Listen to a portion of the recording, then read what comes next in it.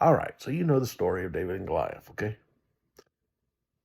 But in the book of Ruth, we find out how this story plays out. So there's this family, Naomi and her husband. His name escapes me right this second.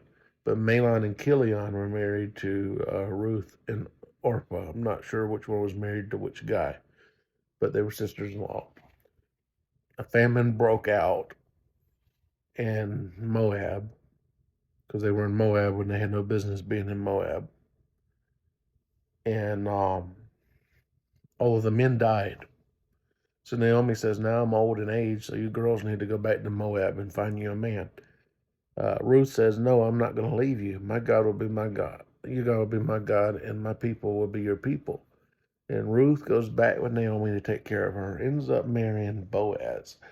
Ruth and Boaz have a son named Obed. Obed has a son named Jesse, and Jesse has a son named David. So Ruth, step number one, is David's great grandmother, okay? Now, what happened to Orpha, though? She left and went back to Moab, ended up being a prostitute. And I don't want to get too graphic, but her nickname became Threshing or Wheat because she was sleeping with so many men. Well, she ended up sleeping with some Nephilim, half angels, half humans, and she had five Nephilim sons as a result of that. And it's interesting to me because one of her sons was Goliath of Gath, who would face Ruth's great grandson on the battlefield in the valley of Elah.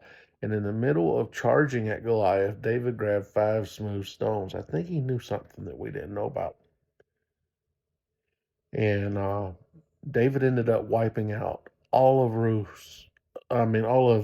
Orpah's children. All five of them were killed by David. The final one was when David was older, and his general Abishai killed Orpah. Sorry, killed Orpah with her own spindle.